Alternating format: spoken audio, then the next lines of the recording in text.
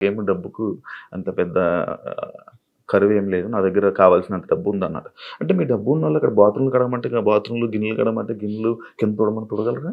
అదే కొంచెం కష్టం అదే. ఇలాంటి విషయస్ ఉంటాయి కదా! అలా దానికోసం అడిగాను క్వెషన్.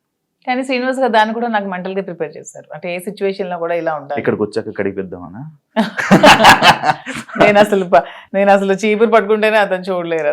అదే మరి ఇప్పుడు అక్కడ అలా ఉంటాయి. అది కాకుండా మిమ్మల్ని అనరాని మాటలు అంటుంటారు. నాకు ఇష్టమైనది నాకు వంటొచ్చు కదా, నేను వంట చూస్ చేసుకుంటాను, వాళ్ళకి చేయమని. అంటే మీకు నచ్చింది ఎవరు కదా? అది బిగ్ బాస్ అది. బిగ్ బాస్ రిక్వెస్ట్ చేసుకుంటాను. మంచిగా మాట్లాడా. మీ జర్నీ నేను తెలుసుకోవాలనుకుంటున్నాను. లైక్ అన్ని ఇంటర్వ్యూస్‌లోనే లైక్ ఏదో అంటే ఇప్పుడు జరుగుతున్న ట్రెండింగ్ టాపిక్స్ ఇది గానీ, మీ జర్నీ ఏంటి? మీ ఎమోషనల్ స్టోరీ ఏంటి? అసలు మీ ఫస్ట్ నుంచి ఎలా ఇక్కడ దాకా ఇలా రావడానికి కారణాలేంటి? నా జర్నీ కావాలంటే మీరు యూట్యూబ్‌లో ఓపెన్ చేస్తే మొత్తం జర్నీ వచ్చేస్తుంది. అది మ్యాటర్ చూసుకోండి. తర్వాత నా జర్నీ తెలియని ఆంధ్ర గాని, తెలంగాణ గాని ప్రజలు ఎవరూ లేరు. అందరికీ తెలుసు. ఓకే. చిన్నప్పటి నుంచి నాకు బాగా స్పోర్టివ్ స్పిరిట్ ఎక్కువ.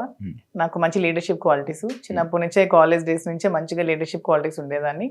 లీడర్షిప్ క్వాలిటీస్ మెయింటైన్ చేసేదాన్ని. ఆ క్వాలిటీస్ తో ఉన్న నన్ను మా నాన్నగారు కొంచెం ఆర్థోడాక్స్ కాబట్టి నాకు 19 yearsకే మ్యారేజ్ చేశారు.